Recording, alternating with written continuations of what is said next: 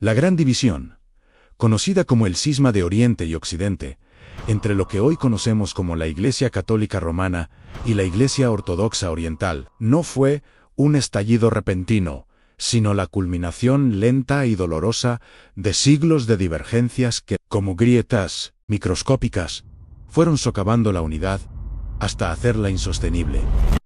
Para comprender la profundidad de esta separación monumental, debemos retroceder en el tiempo, a los primeros siglos de nuestra era, cuando el cristianismo era una semilla que germinaba en el vasto y complejo imperio romano, un imperio que, al fragmentarse en dos esferas políticas, culturales y lingüísticas, sembró sin saberlo las semillas de una divergencia también en sus expresiones cristianas.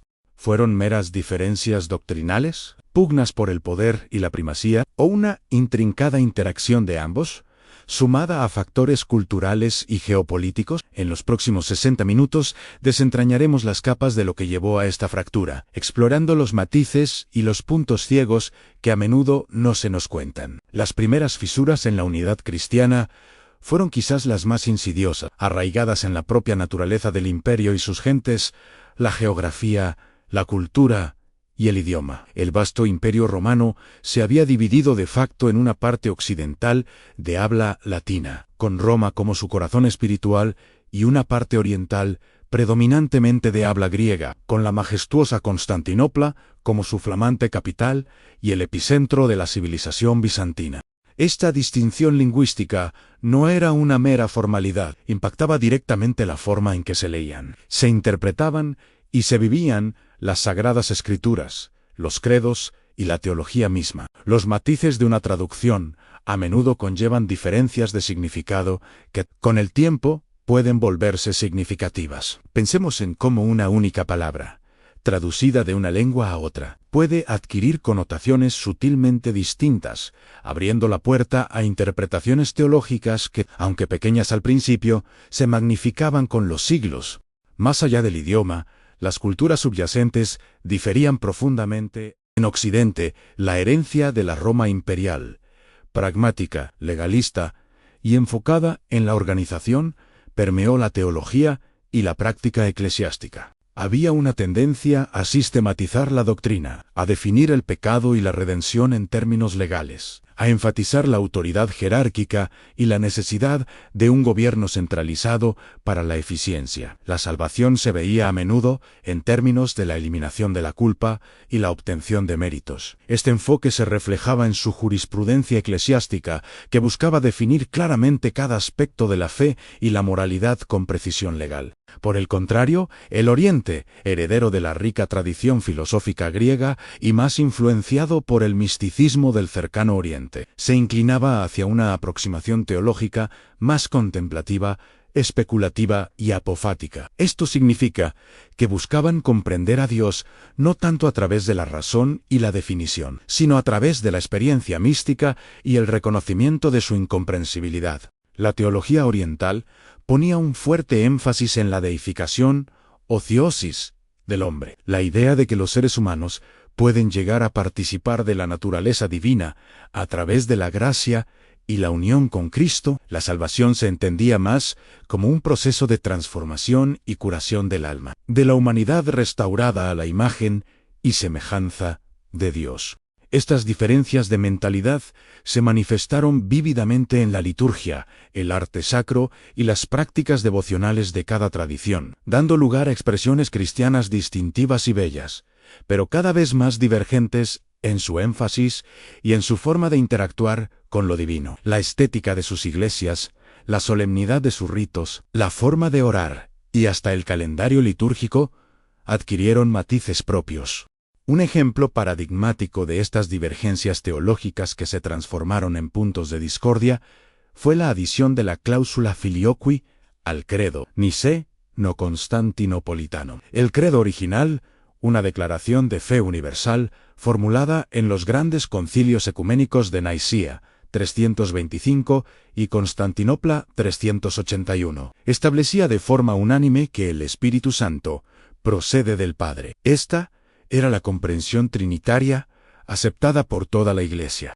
Sin embargo, en la Iglesia occidental a partir del Concilio de Toledo en el siglo VI en España, y luego adoptado por el Sacro Imperio Romano Germánico, se añadió gradualmente la frase y del hijo filió que en la tiene al credo. Esto significaba que, para Occidente, el Espíritu Santo procedía tanto del Padre como del Hijo. Esta diferencia, aparentemente menor para algunos, era de crucial importancia para la teología oriental. Pero quizás la cuestión más espinosa y persistente, el punto de inflamación que una y otra vez detonaba las tensiones, fue la autoridad del obispo de Roma, el Papa Jean, en Occidente. La figura del Papa había evolucionado de manera singular, basándose en la tradición de San Pedro, como el primer obispo de Roma y en pasajes evangélicos, como «Tú eres Pedro, y sobre esta roca edificaré mi iglesia». La primacía del Papa se desarrolló hasta ser interpretada como una autoridad universal y jurisdiccional sobre toda la Iglesia. Se le veía no solo como un primero entre iguales, sino como el vicario de Cristo en la tierra, capaz de legislar, juzgar y definir la doctrina para todas las diócesis del mundo cristiano. Los papas ejercían una influencia significativa, no solo en asuntos espirituales, sino también en la política de los reinos occidentales. En el Oriente, la concepción de la autoridad era radicalmente diferente. Si bien se reconocía un honor especial al obispo de Roma, la antigua Roma, debido a la herencia petrina y su posición como capital imperial original, no se le atribuía una jurisdicción universal sobre las otras sedes apostólicas. Los patriarcas de Constantinopla, la Nueva Roma, Antioquía, Alejandría y Jerusalén se veían a sí mismos como cabezas autónomas de sus respectivas iglesias, gobernadas de forma colegial a través de concilios. El patriarca de Constantinopla, al ser el obispo de la nueva capital imperial, fue ganando una preeminencia honorífica, casi rivalizando con la de Roma, y a menudo actuando en estrecha colaboración con el emperador bizantino. Para los orientales, la idea de la infalibilidad papal o de un poder único del Papa sobre todos los obispos era ajena y contraria a la tradición conciliar. Esta disparidad fundamental en la comprensión de la autoridad eclesiástica condujo a constantes choques. Cuando Roma intentaba intervenir en asuntos internos de las iglesias orientales, nombrar obispos o imponer prácticas litúrgicas, se omó el uso de pan ácimo en la Eucaristía, en lugar de pan con levadura. Una diferencia cultural era percibido por los patriarcas de Constantinopla como una intromisión intolerable en su autonomía y una amenaza a la tradición apostólica de sus propias sedes. La pregunta de quién tiene la última palabra se convirtió en un abismo que lentamente engulliría la unidad.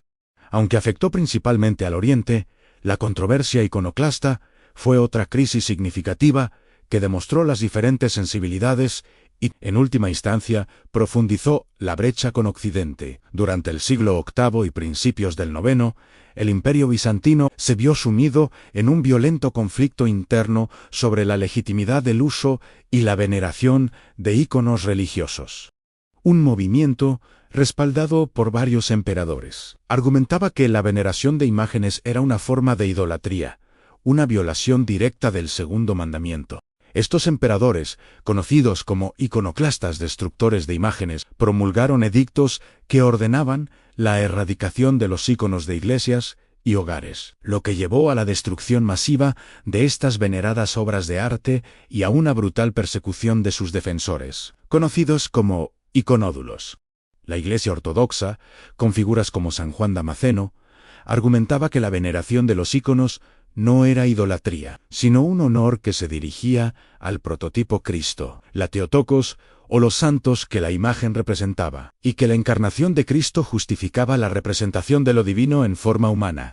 Mientras Oriente se desgarraba en esta sangrienta disputa, Roma se mantuvo firmemente en contra de la iconoclasia, defendiendo la legitimidad del uso de íconos como herramientas para la piedad y la enseñanza de la fe. Los papas en Occidente condenaron las acciones de los emperadores iconoclastas, aumentando aún más la tensión y la percepción de que Oriente se había desviado de la ortodoxia. Aunque la iconoclasia fue finalmente superada en Oriente y la veneración de íconos restaurada de forma definitiva en el Segundo Concilio de Nicea 787 y en el triunfo de la ortodoxia 843. Esta crisis dejó cicatrices profundas y evidenció las diferentes vías de desarrollo teológico y la creciente distancia entre las sensibilidades de la cristiandad oriental y occidental. Todas estas tensiones, estas divergencias teológicas, culturales y políticas, se precipitaron en un clímax dramático. En el fatídico año de 1054, no fue el resultado de una guerra, sino de un acto diplomático fallido y un intercambio de excomuniones que sellaría la división. El protagonista de esta tragedia fue el intransigente patriarca de Constantinopla, Miguel Cerulario, un hombre de fuerte temperamento, celoso defensor de las tradiciones orientales y un crítico acérrimo de las prácticas latinas, especialmente el uso de pan ácimo en la Eucaristía y el celibato sacerdotal.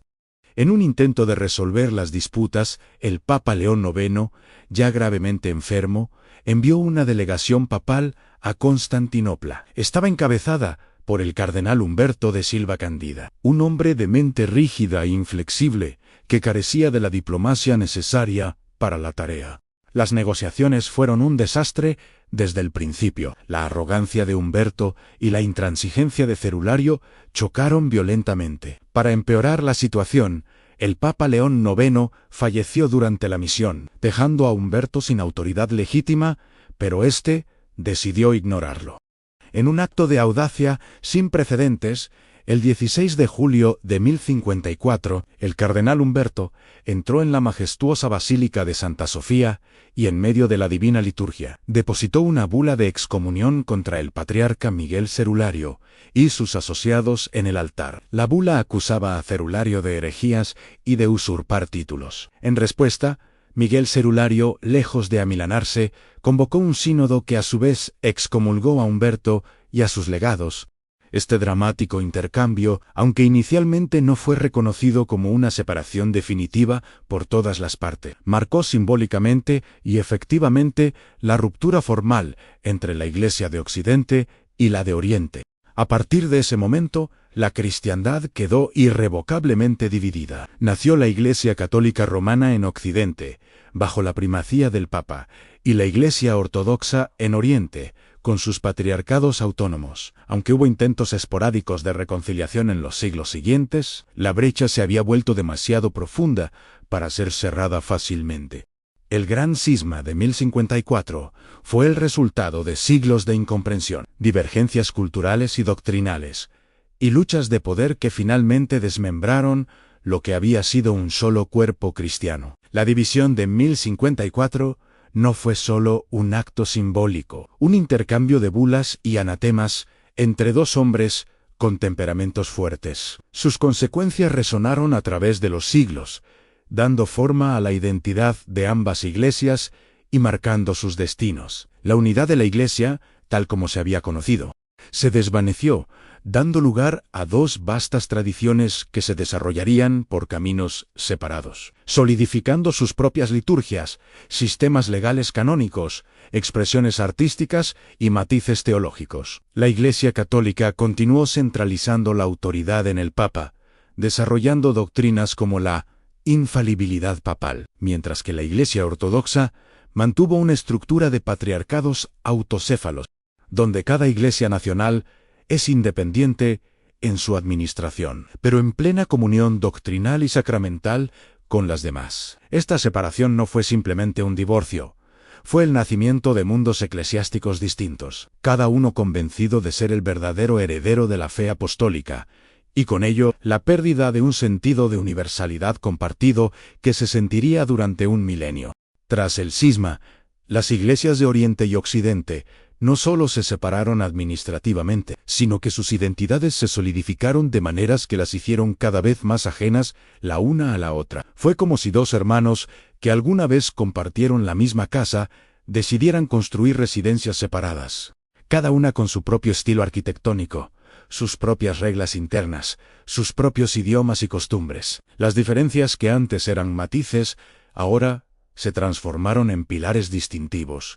En Occidente, la Iglesia latina floreció bajo el liderazgo de un papado que ya no era solo el obispado de la antigua capital imperial, sino el centro gravitacional de la cristiandad. La figura del Papa se transformó en un monarca espiritual y, a menudo, político, unificador de una Europa fragmentada por reinos y señoríos feudales tras la caída del Imperio Romano de Occidente.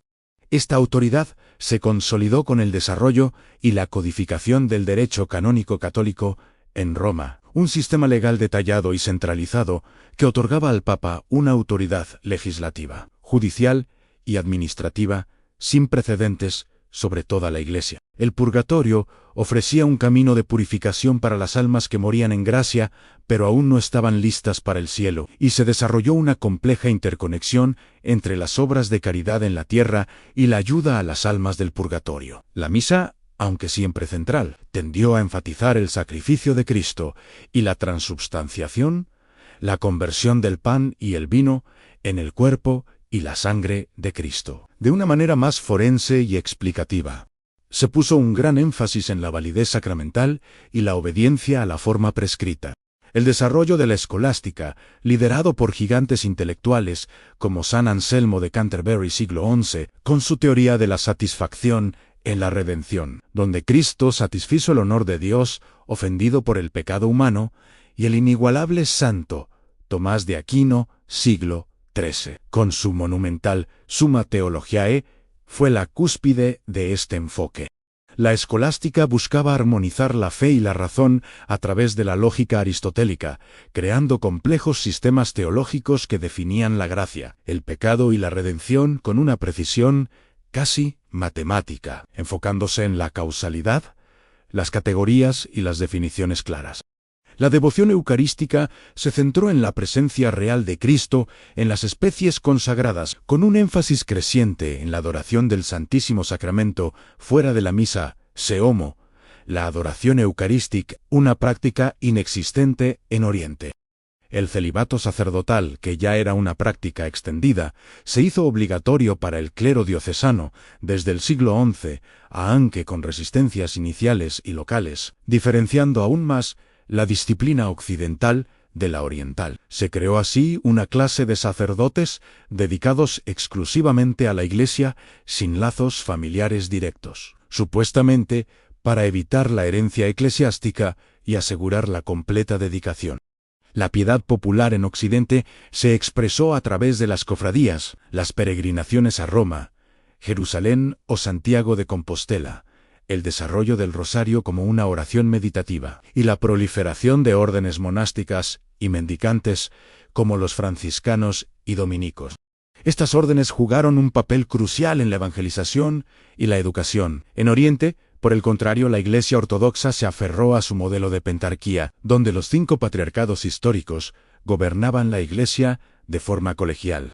Aunque Roma ya no estaba en comunión, la idea de un gobierno conciliar se mantuvo como el ideal, con el patriarca ecuménico de Constantinopla manteniendo una primacía de honor primero entre iguales, pero sin jurisdicción universal. Los demás patriarcados gozaban de su propia autocefalía, es decir, de su propia administración y gobierno independiente. La unidad se basaba en la comunión sacramental y la adhesión común a la ortodoxia definida por los 7 primeros concilios ecuménicos.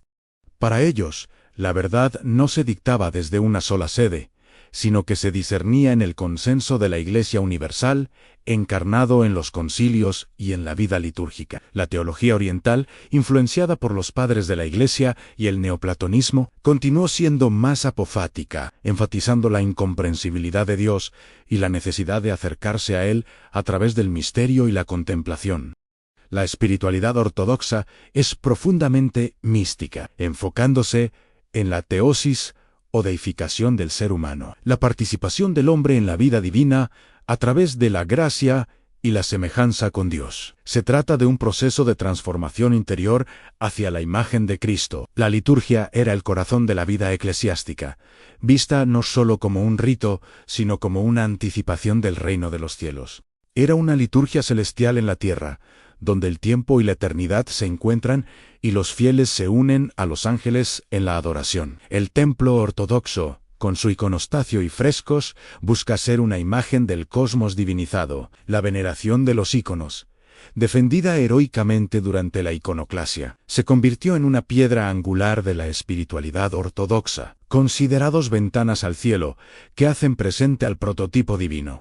No son objetos de adoración, sino de veneración que dirigen la mente al santo representado. Los monjes, como los del monte Athos, jugaron un papel crucial en la preservación y el desarrollo de la espiritualidad esicasta. Esta se centra en la oración de Jesús: Señor Jesucristo, Hijo de Dios, ten piedad de mí. Y la búsqueda de la luz increada de la transfiguración, una experiencia de unión con Dios.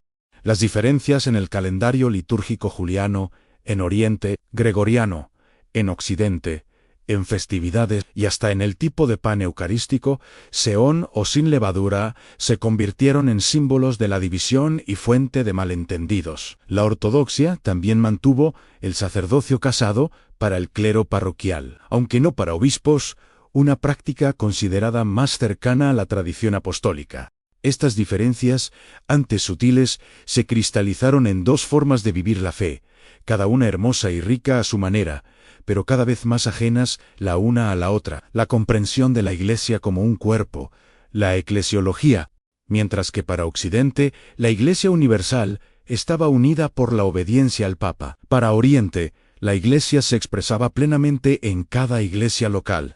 Cada iglesia local tenía al obispo como el centro de la Eucaristía, en comunión con otras iglesias que mantenían la misma fe. Si el cisma de 1054 fue el divorcio formal, la Cuarta Cruzada, en 1204, fue, para Oriente, una herida de espada, profunda y casi mortal, que selló la amargura y la desconfianza entre Oriente y Occidente por siglos. Este evento transformó una separación teológica en un abismo de odio y resentimiento que aún hoy reverbera en las relaciones. Fue una traición tan profunda que eclipsó cualquier intento posterior de diálogo y se grabó en la psique ortodoxa como la máxima prueba de la perfidia latina. La tragedia de 1204 no fue un accidente, sino la culminación de décadas de crecientes tensiones políticas, comerciales y religiosas, y de la explotación de la fe por intereses mundanos que distorsionaron el ideal de la cruzada. La Cuarta Cruzada se convocó con el noble objetivo de reconquistar Tierra Santa, específicamente Egipto, considerado un punto estratégico para desestabilizar el poder islámico en la región. El Papa Inocencio III, un pontífice poderoso y ambicioso que soñaba con una cristiandad unida bajo su égida, fue el principal impulsor de esta cruzada. Se imaginaba un gran ejército de la cristiandad occidental, que, bajo su guía espiritual, liberaría los lugares santos. Sin embargo, desde el principio, la empresa estuvo plagada de ambición, codicia y una fatídica desviación de su propósito. Los cruzados, una heterogénea mezcla de caballeros franceses, flamencos, alemanes y, crucialmente, la influyente y pragmática República de Venecia, se encontraron con un problema financiero insalvable. Habían contratado a los venecianos para transportar un enorme ejército a Egipto, su objetivo inicial, pero no lograron reunir el dinero prometido por los nobles europeos. La mayoría de los cruzados eran caballeros feudales con recursos limitados, y la financiación de una campaña a gran escala era enorme. El astuto y anciano Dax, Enrico Dandolo de Venecia, que ya tenía 90 años y era ciego, pero con una mente brillante para los negocios y la política, vio una oportunidad inmejorable para expandir el poder marítimo y comercial de su república a expensas de sus rivales, y de paso debilitar a Bizancio, un competidor comercial formidable. Ofreció una solución draconiana a los cruzados desesperados, ansí no podían pagar. Los cruzados debían ayudar a Venecia a someter la ciudad cristiana de Sara, en la costa dálmata, a Tuel Croasi. Sara, aunque católica, se había rebelado contra el dominio veneciano y representaba un obstáculo para su hegemonía adriática. Pero la tragedia no terminó ahí. Después del saqueo de Sara, la expedición, ya gravemente comprometida, se desvió aún más. Poco después, un príncipe bizantino exiliado, Alejo IV Ángelo, apareció en escena, buscando restaurar a su padre ciego, Isaac II Ángelo, al trono imperial de Constantinopla. Alejo IV ofreció a los cruzados y venecianos una suma exorbitante de dinero, 200.0 marcos de plata, ayuda militar para la cruzada en Tierra Santa, y la promesa de someter la Iglesia ortodoxa al Papa. La oferta era tentadora para unos cruzados desesperados por fondos, y la flota de la cruzada, ahora un instrumento de intereses venecianos y de la política dinástica bizantina, puso rumbo a Constantinopla. Los soldados de Cristo se dirigían no contra los infieles, sino contra la capital del Imperio Cristiano de Oriente. La llegada de los cruzados frente a las majestuosas murallas de Constantinopla en 1203 fue impactante. La reina de las ciudades era, con diferencia, la urbe más grande y rica de Europa, una maravilla de la civilización, el arte y la ingeniería. Los bizantinos, a pesar de sus propias luchas internas, se consideraban los herederos directos de Roma y los verdaderos guardianes de la fe. Tras un asedio y una breve restauración de Isaac II y Alejo IV, la situación se volvió insostenible. La población bizantina, que veía a los latinos con profunda desconfianza y aversión, acentuada por años de incidentes violentos, como la masacre de latinos en Constantinopla en 1182, que había dejado cicatrices profundas, se sublevó. Alejo IV no pudo cumplir sus promesas financieras, pues el tesoro imperial estaba agotado y la población se negaba a pagar más impuestos para los bárbaros latinos. Las tensiones entre los insolentes cruzados latinos, que se comportaban como conquistadores y no como aliados, y los orgullosos bizantinos, estallaron en una serie de escaramuzas y actos de vandalismo. En enero de 1204, un golpe de estado en Constantinopla depuso a los emperadores Ángelo y entronizó a Alejo V Ducaese, un ferviente antilatino, que representaba la facción bizantina que quería resistir a los cruzados a toda costa. Los cruzados, viendo sus promesas incumplidas, sus vidas en peligro y la vasta riqueza de Constantinopla al alcance, decidieron un curso de acción sin precedentes en conquistar Constantinopla para sí mismos. Establecieron el Tratado de Partición de los Bienes Bizantinos, un pacto para dividir el Imperio bizantino y sus riquezas mucho antes de haberlo conquistado.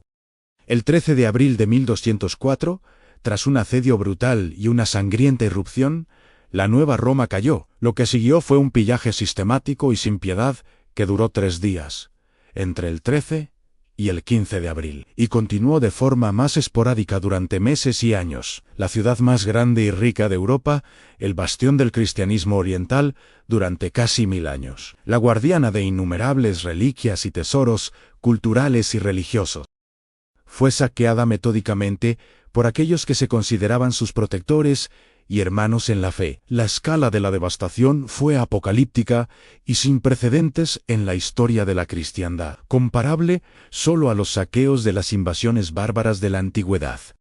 Las iglesias fueron profanadas de formas inimaginables, un golpe al corazón espiritual de Bizancio. La joya de la cristiandad ortodoxa, la majestuosa Santa Sofía, el templo más grande y venerado de la ortodoxia, fue despojada de sus tesoros. Sus altares sagrados fueron destrozados y sus objetos litúrgicos de oro y plata fundidos. Se cuenta que los soldados cruzados arrastraron mulas a través de la nave de Santa Sofía para cargar el botín, y una prostituta fue sentada en el trono del patriarca ecuménico, entonando canciones obscenas, un acto de blasfemia incalificable para los bizantinos. Este acto de profanación, más que el robo material, fue el que causó la mayor ofensa y dejó una huella indeleble.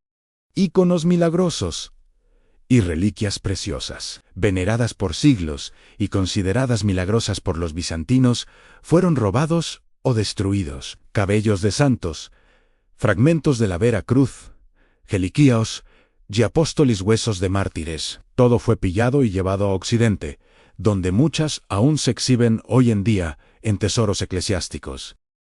Ciudades como Venecia se enriquecieron enormemente con el botín, adornando sus iglesias con los mármoles y tesoros bizantinos, como los famosos caballos de bronce de la Basílica de San Marcos, robados del hipódromo de Constantinopla.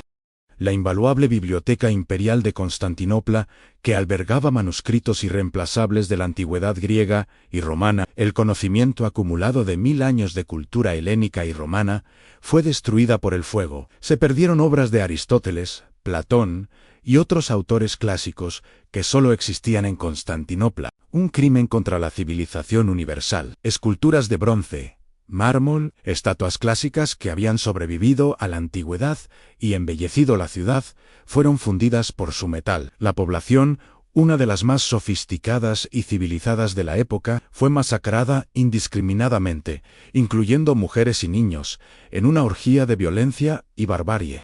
La violación fue rampante y generalizada, un horror que las crónicas bizantinas relatan con detalle desgarrador. La imagen de la cruzada, de ser un movimiento sagrado para la liberación de Tierra Santa, quedó manchada para siempre por este acto de barbarie, revelando el lado más oscuro del fervor religioso mezclado con la codicia y la ambición. Este acto de violencia de cristianos católicos contra cristianos ortodoxos fue un trauma inmenso y una cicatriz que nunca sanaría por completo. No solo fue un desastre humano, cultural y militar que devastó el Imperio bizantino y lo dejó vulnerable a futuras invasiones otomanas, sino que cimentó en la mente de los orientales la profunda convicción de que los latinos no eran hermanos, sino invasores, bárbaros y traidores. La ocupación latina de Constantinopla y el establecimiento de un imperio, que duró más de medio siglo, 1204, y la imposición de patriarcas latinos en las sedes ortodoxas, fue una ofensa que tardaría siglos en cicatrizar, y que aún hoy resuena en las relaciones entre ambas iglesias. El Imperio Latino fue un experimento fallido de dominación que solo sirvió para consolidar el odio. Para los ortodoxos, el 1204 fue la prueba irrefutable de que Roma no solo buscaba la primacía, sino la dominación por la fuerza. La unidad, para ellos, era incompatible con tal agresión. A partir de entonces, cualquier posibilidad real de reunificación se volvió extremadamente remota, y las diferencias se cristalizaron en una hostilidad mutua y un profundo resentimiento que se transmitió de generación en generación. El recuerdo del saqueo de Constantinopla se grabó en la memoria colectiva ortodoxa como la prueba definitiva de la perfidia latina, eclipsando incluso las diferencias teológicas. Se demostró que la unidad formal no servía de nada si no había amor y respeto fraternal. La invasión y el pillaje no fueron solo un crimen de guerra, fueron una violación de la confianza y de la fraternidad cristiana que dejó una herida supurante, mucho más allá de cualquier disputa doctrinal sobre el filioque o el pan ásimo. El cisma ya no era solo una cuestión de teología o autoridad, sino de trauma histórico y una profunda desconfianza mutua. La caída de Constantinopla en 1453, a manos de los otomanos, sería vista por muchos ortodoxos no como una tragedia, sino como un justo castigo divino por los pecados de Bizancio, y una consecuencia directa de la debilidad dejada por 1204 y la falta de apoyo real de Occidente. Tras el desastre de 1204 y la eventual reconquista bizantina de Constantinopla en 1261 por Miguel, octavo Paleólogo, la brecha se había vuelto abismal, un cañón de incomprensión y hostilidad. La desconfianza era tan profunda que los pocos intentos de unión posteriores estuvieron condenados al fracaso. A pesar de las urgentes necesidades políticas que impulsaban al agonizante imperio bizantino, estos esfuerzos, a menudo motivados más por la desesperada situación del imperio bizantino frente a la expansión otomana que por un genuino deseo de unidad espiritual en toda la Iglesia, solo sirvieron para subrayar la magnitud de la división y la resistencia popular ortodoxa a cualquier unión por coerción. Las experiencias pasadas habían enseñado a los orientales que cualquier acercamiento a Roma venía con el costo de la subyugación y la traición. El Concilio de Lyon en 1274 fue el primer intento significativo post-1204 El emperador bizantino Miguel VIII Paleólogo, gravemente amenazado por una posible invasión de Carlos de Anjou, rey de Sicilia, y buscando desesperadamente el apoyo militar y político de Occidente y del Papa Gregorio X, envió una delegación a Lyon. Los bizantinos estaban en una posición de extrema debilidad. Se llegó a un acuerdo de unión, con delegados bizantinos, bajo una presión imperial inmensa, aceptando la primacía papal y el filioque. Sin embargo, esta unión fue una imposición política, una unión de la unión, dirían algunos, que no contó con el apoyo del clero ni del pueblo. Fue forzada sobre un clero y un pueblo ortodoxo que la rechazaron airadamente, a menudo con revueltas y protestas. El propio patriarca de Constantinopla, José I, se vio obligado a renunciar y la unión fue efímera, repudiada en cuanto el peligro político directo disminuyó. Para los ortodoxos era una pseudo-unión, una traición a la fe por motivos políticos, un compromiso impío con los francos. Casi 2 siglos después, el Concilio de Ferrara-Florencia, en 1439, representó el intento más serio y ambicioso de reunificación formal. El Imperio bizantino, ahora reducido a poco más que la ciudad de Constantinopla y algunos territorios adyacentes, estaba bajo la sombra inminente y mortal de la conquista otomana. Era una cuestión de supervivencia existencial para Bizancio. El emperador Juan VIII Paleólogo, el anciano patriarca José II de Constantinopla, quien moriría durante el concilio, y una nutrida y prestigiosa delegación de obispos, teólogos y eruditos ortodoxos, incluyendo figuras notables como el metropolitano Marcos de Éfeso, un firme y carismático defensor de la ortodoxia, y el erudito Besarión de Nicea, quien luego se convertiría al catolicismo y sería cardenal. Viajaron a Italia, inicialmente a Ferrara y luego a Florencia, para negociar la unión con el Papa Eugenio IV durante meses. En un ambiente de intensos debates teológicos, y bajo la presión de la necesidad militar bizantina y las difíciles condiciones de vida de los delegados en Italia, se debatieron arduamente las principales diferencias: el filioque, la primacía papal, la doctrina del purgatorio y el uso de pan ácimo. Los delegados bizantinos argumentaron con erudición, pero la desesperación política los empujaba a aceptar compromisos. Finalmente, y después de mucha presión, el 6 de julio de 1439, se llegó a un decreto de unión, el Aetentur Sile, alégrense los cielos, que intentaba zanjar estas diferencias con formulaciones que buscaban ser aceptables para ambas partes. Se acordó que el Espíritu Santo procede del Padre y del Hijo como de un solo principio, pero que el filioque no sería una adición obligatoria al credo para los griegos. Se reconoció la primacía de Roma salvo los derechos y privilegios de todos los patriarcas, una formulación que cada parte interpretó a su conveniencia, pero que para los ortodoxos significaba que el Papa era primes de honor, no de jurisdicción sobre ellos. También se llegó a un acuerdo sobre el purgatorio y el pan ácimo. El decreto fue firmado por casi todos los delegados ortodoxos, excepto por el valiente Marcos de Éfeso, quien se negó rotundamente a firmar, declarando no hay acuerdo posible en materia de fe. Su negativa se convirtió en un símbolo de la resistencia ortodoxa. Sin embargo, a pesar de la firma del decreto, la Unión de Florencia fue un fracaso rotundo a su regreso a Oriente. 2 siglos después, el Concilio de Ferrara-Florencia, en 1439, representó el intento más serio y ambicioso de reunificación formal. El Imperio bizantino, ahora reducido a poco más que la ciudad de Constantinopla y algunos territorios adyacentes, estaba bajo la sombra inminente y mortal de la conquista otomana.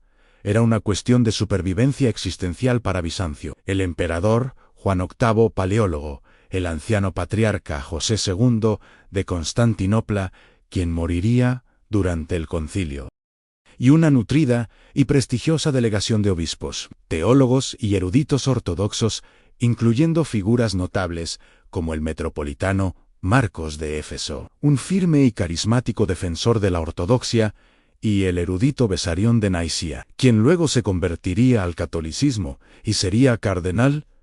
viajaron a Italia, inicialmente a Ferrara y luego a Florencia, para negociar la unión con el Papa Eugenio IV. Durante meses, en un ambiente de intensos debates teológicos, y bajo la presión de la necesidad militar bizantina y las difíciles condiciones de vida de los delegados en Italia, se debatieron arduamente las principales diferencias anel filioque, la primacía papal, la doctrina del purgatorio y el uso de pan ásimo. Los delegados bizantinos argumentaron con erudición, pero la desesperación política los empujaba a aceptar compromisos. Finalmente, y después de mucha presión, el 6 de julio de 1439, se llegó a un decreto de unión, el Laetentur Sile, alégrense los cielos, que intentaba zanjar estas diferencias con formulaciones que buscaban ser aceptables para ambas partes. Se acordó que el Espíritu Santo procede del Padre y del Hijo como de un solo principio, pero que el filioque no sería una adición obligatoria al credo para los griegos. Se reconoció la primacía de Roma, salvo los derechos y privilegios de todos los patriarcas. Una formulación que cada parte interpretó a su conveniencia. Famosa frase atribuida al gran duque Lucas Notaras, el último megaduc de Bizancio. Preferimos ver en medio de la ciudad el turbante turco que la tiara latina. Encapsula el profundo resentimiento y la desconfianza que persistían, especialmente después del trauma de 1204, demostraba que la aversión a la dominación latina era más fuerte que el temor a la conquista musulmana, pues los otomanos, al menos, no intentaban alterar su fe.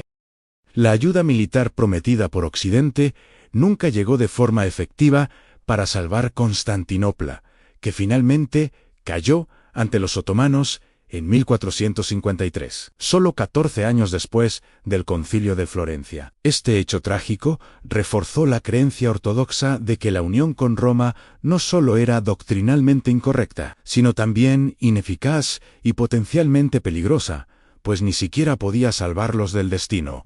Así, la brecha se solidificó, no solo en la teología y la liturgia, sino en la cultura popular, las percepciones mutuas y la memoria histórica. Durante siglos, los católicos y los ortodoxos se vieron mutuamente con sospecha, a menudo tachándose de cismáticos o incluso herejes. Las diferencias litúrgicas y teológicas se exageraban hasta el absurdo, y la incomprensión mutua se alimentaba de siglos de separación y hostilidad.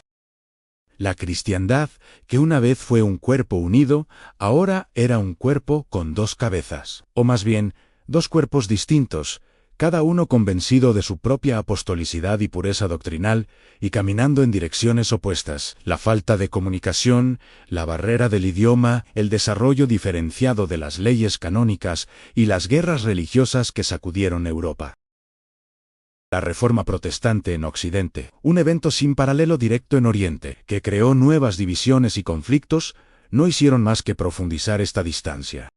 El cisma de Occidente 1378 a 1417 en el catolicismo romano, con 2 y luego 3 papas rivales, también mostró a los ortodoxos que la centralización romana no siempre garantizaba la unidad, lo que reforzó su propia eclesiología conciliar y su convicción de que el sistema occidental tenía sus propias vulnerabilidades. La conciencia de una ortodoxia como una identidad religiosa distinta y opuesta al catolicismo se consolidó firmemente. Un siglo de acercamiento hacia la reconciliación y el ecumenismo. A pesar de los siglos de separación y las profundas heridas dejadas por la historia, el espíritu de la unidad cristiana nunca se extinguió por completo. Durante siglos fue una llama apenas perceptible, mantenida viva por algunos eruditos, místicos y visionarios que anhelaban la restauración de la plena comunión.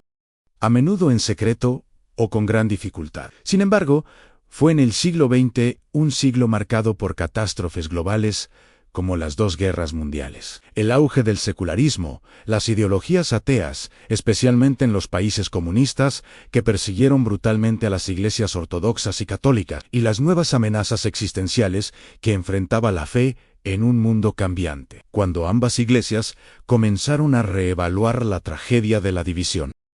La necesidad de un testimonio cristiano, unido en un mundo cada vez más hostil a la fe y los valores tradicionales, impulsó un nuevo deseo de comprender, dialogar y sanar las divisiones. Así nació y se fortaleció el movimiento ecuménico, un esfuerzo consciente y organizado para restaurar la unidad entre los cristianos. El impulso ecuménico ganó tracción a principios del siglo XX inicialmente entre las iglesias protestantes. Pero pronto la ortodoxia se unió a diversas iniciativas, como el Consejo Mundial de Iglesias, fundado en 1948. La Iglesia Católica, aunque inicialmente más cautelosa y autorreferencial en sus pretensiones de ser la única y verdadera Iglesia, comenzó a abrirse de manera decisiva con el Concilio Vaticano II 1962 a 1965. Este concilio fue un punto de inflexión, ya que adoptó una postura radicalmente más dialogante y caritativa hacia las otras tradiciones cristianas. Documentos como Unitatis Redintegratio, el decreto sobre el ecumenismo, la Constitución dogmática sobre la Iglesia, reconocieron la existencia de elementos de santificación y verdad fuera de los confines visibles de la Iglesia Católica, y se refirieron a los ortodoxos no como cismáticos o herejes, sino como hermanos separados, con una verdadera sucesión apostólica, sacramentos válidos y una profunda herencia litúrgica y teológica. Esta fue una declaración revolucionaria. Un hito crucial y verdaderamente histórico ocurrió el 7 de diciembre de 1965. Este evento no fue un accidente, sino la culminación de años de preparación, diálogo discreto y un deseo sincero de curar las heridas del pasado, en un gesto de profunda humildad y caridad, realizado casi simultáneamente en la majestuosa Basílica de San Pedro en Roma y en una solemne ceremonia en la sede patriarcal del Fanar en Estambul. El Papa Pablo VI y el patriarca ecuménico Atenágoras y de Constantinopla llevaron a cabo un acto sin precedentes. Levantaron mutuamente las excomuniones de 1054 an. Este acto, conocido como la Declaración Conjunta Católico-Ortodoxa de 1965, fue un momento de inmenso simbolismo y un poderoso mensaje de esperanza para todo el mundo cristiano. No restauró la plena comunión eucarística. Es decir, aún no podían compartir los sacramentos, pero sí eliminó los anatemas mutuos, declarando que las excomuniones de aquel fatídico día fueron un error histórico, una consecuencia de la incomprensión, la ira y el orgullo humano, y que no representaban la voluntad de Cristo para su Iglesia. Fue un reconocimiento de que, a pesar de las diferencias, ambas iglesias compartían una fe común en Cristo, una misma herencia apostólica y una profunda reverencia por las Escrituras y los 7 primeros concilios ecuménicos. Fue un primer paso gigantesco para curar una herida de casi un milenio, abriendo una nueva era de diálogo, respeto mutuo y esperanza.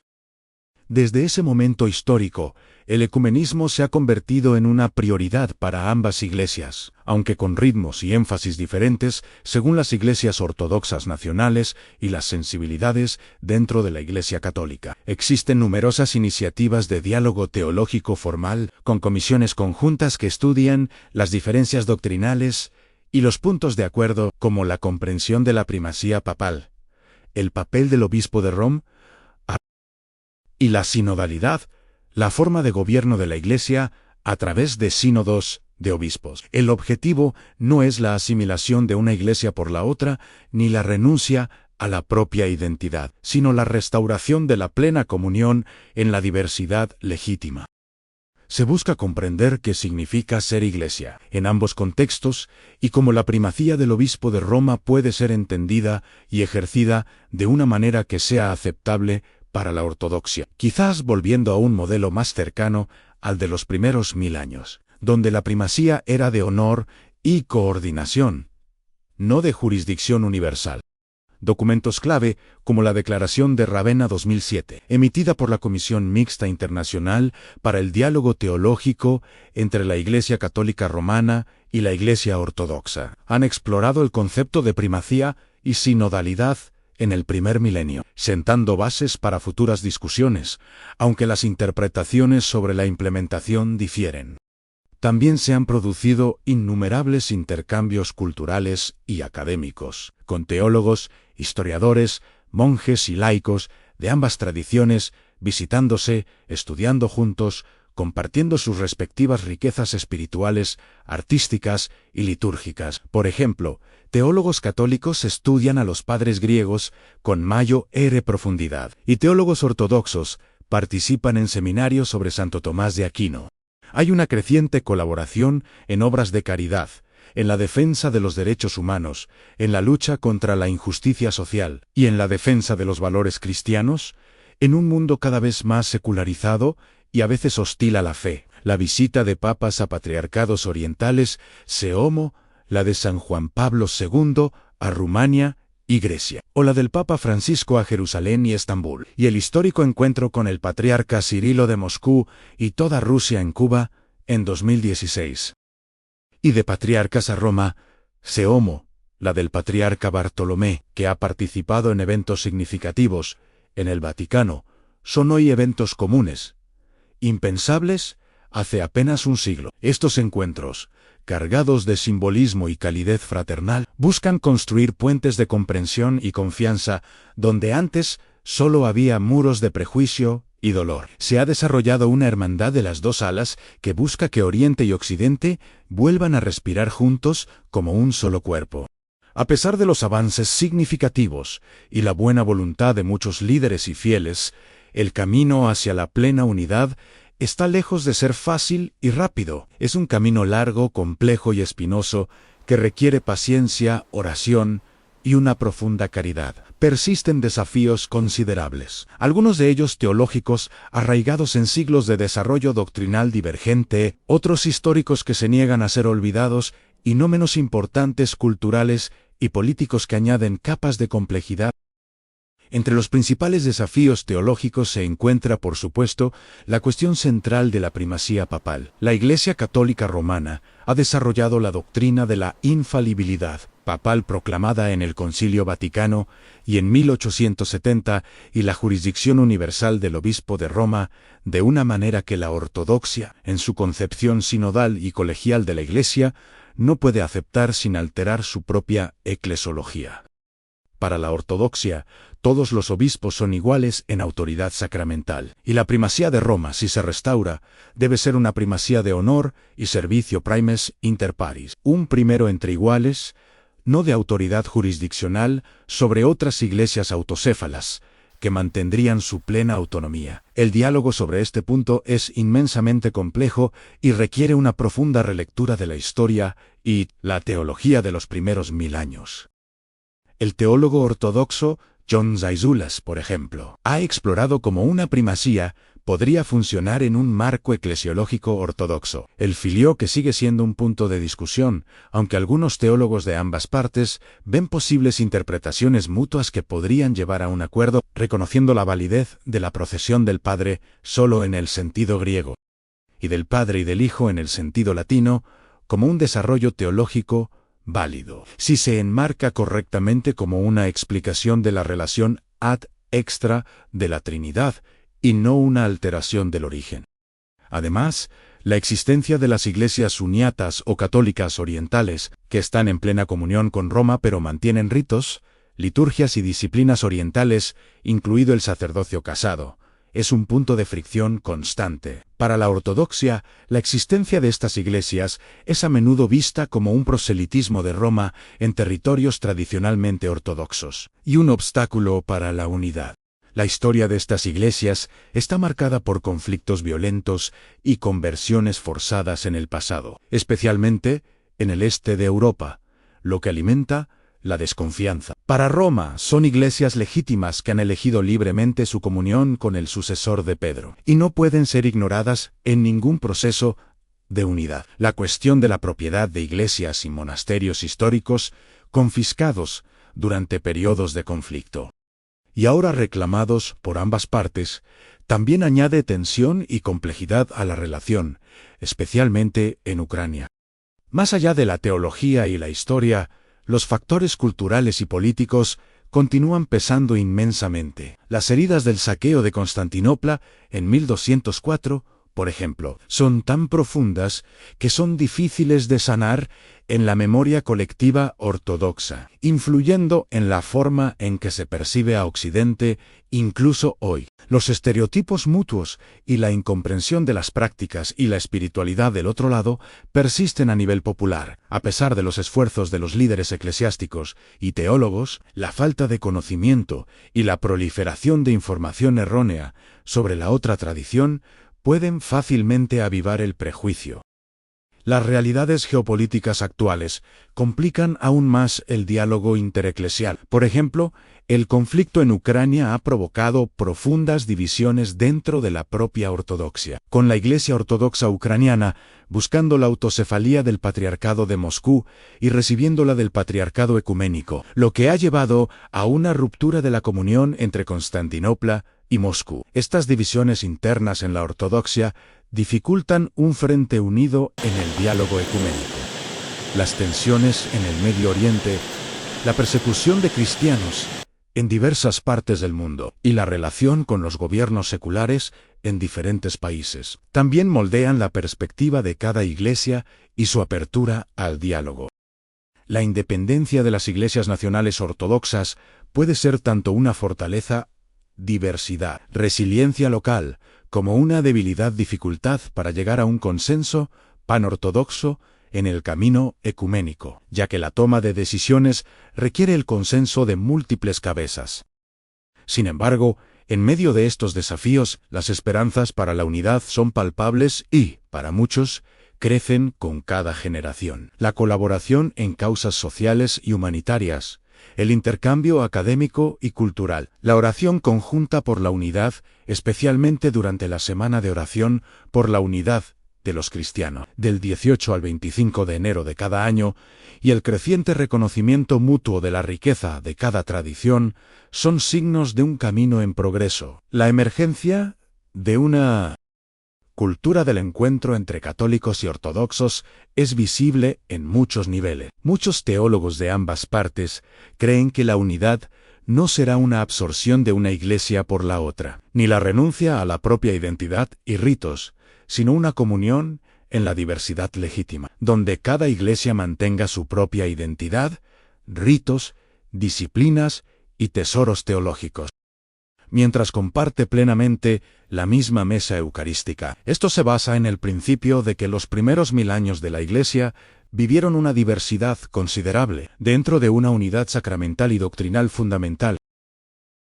La historia del Gran Cisma es un recordatorio conmovedor de la fragilidad de la unidad humana, incluso dentro de la fe más profunda. Nos enseña cómo las diferencias culturales, políticas y teológicas, si no se manejan con humildad, caridad, paciencia y un amor profundo por el otro, pueden escalar hasta convertirse en muros infranqueables que perduran por siglos. Sin embargo, esta narrativa también es una historia de esperanza, de un camino en progreso, a veces lento y difícil, hacia la sanación de antiguas heridas y, con la gracia divina, la posibilidad de que, un día, estas dos grandes y venerables tradiciones cristianas puedan volver a compartir plenamente la misma mesa eucarística, como lo hicieron en los gloriosos primeros siglos de la cristiandad. El anhelo de unidad persiste, un testimonio de la verdad de que la Iglesia es una, santa, católica y apostólica.